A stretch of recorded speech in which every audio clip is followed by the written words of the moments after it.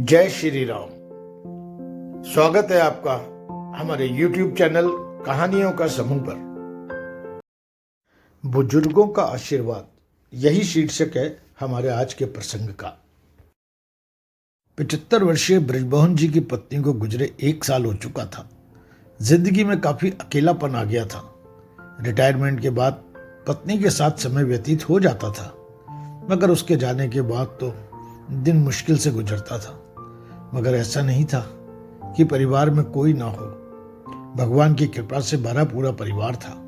2 बेटे थे। बड़ा बेटा, बहू, पोता पोती सब यूएसए में रहते थे।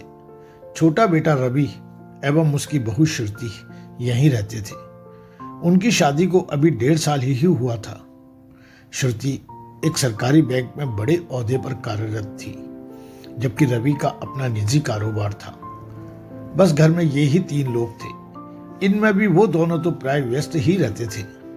पिछले कुछ दिनों से बहू श्रुति के साथ एक विचित्र बात हो रही थी। वो जल्दी जल्दी घर का सारा काम निपटाकर अपने ऑफिस के लिए निकलती। ठीक उसी वक्त ब्रजमोहन जी उसे आवाज देते और कहते, बहू जरा मेरा चश्मा साफ करके मुझे देती जा। लगातार ऑफिस के लिए निकलते समय श्रुति के साथ यही हो रहा था। काम के दबाव और देर होने के कारण कभी कभी श्रुति मन ही मन झल्ला जाती, लेकिन फिर भी अपने ससुर के सामने कुछ नहीं बोल पाती। जब वो ब्रजमोहन जी की इस आदत से पूरी तरह ऊब और पक गई, तो उसने पूरे मांजरे को अपने पति रवि के साथ साझा किया। रवि को भी अपने पिता के इस व्यवहार पर बड़ा ताज्जुब हुआ, लेकिन उसने अपने पिता से कुछ नहीं कहा। रवि ने उसे सलाह दी कि कल से तुम सुबह उठते के साथ ही पिताजी का चश्मा साफ करके उनके कमरे में रख दिया करो, फिर यह झमेला ही समाप्त हो जाएगा। अगले दिन श्रुति ने ऐसा ही किया और अपने ससुर के चश्मे को सुबह ही अच्छी तरह साफ करके उनके कमरे में रखाई। लेकिन फिर भी उस दिन वही घटना पुनः हुई और ऑफिस के लिए निकलने से ठीक पहले ससुर ने रोज की तरह बहू को बुलाकर उसे उनका चश्मा साफ करने के लिए कहा। श्रुति गुस्से में लाल हो गई, लेकिन उसके पास कोई चारा नहीं था। बहू के लाख उपायों के बावजूद ससुर ने उसे सुबह ऑफिस जाते समय आवाज देना नहीं छोड़ा। धीरे धीरे समय व्यतीत होता चला गया और ऐसे ही कुछ वर्ष निकल गए। अब बहू पहले से ज्यादा बदल चुकी थी। धीरे धीरे उसने अपने ससुर की बातों को नजरअंदाज करना शुरू कर दिया और फिर एक वक्त ऐसा भी आ गया जब श्रुति अपने ससुर को अनसुना करने लगी।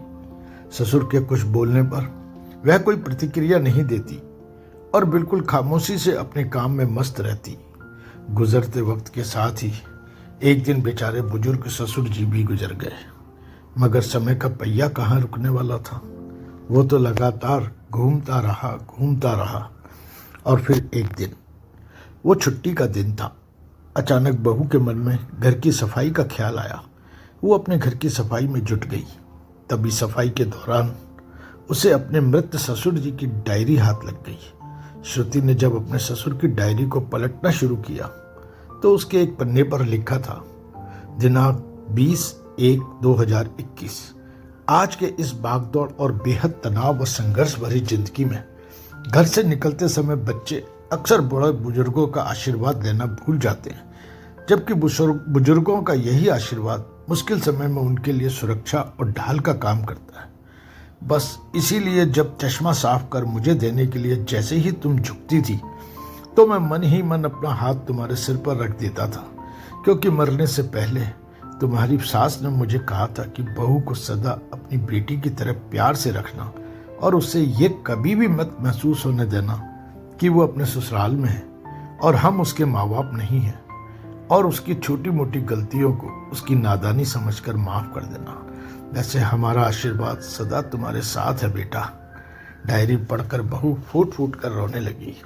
आज उसके ससुर को गुजरे करीब 3 साल से ज्यादा समय बीत चुका है, लेकिन फिर भी वो रोज घर से बाहर निकलते समय उनके अदृश्य हाथ से मिलने वाले आशीष की लालसा और उम्मीद में उनका चश्मा साफ कर उनके टेबल पर सलीके से रख दिया करती है। प्राय हम जीवन में हमारे रिश्तों का महत्व महसूस नहीं करते, चाहे वो किसी से भी हो, कैसे भी हो।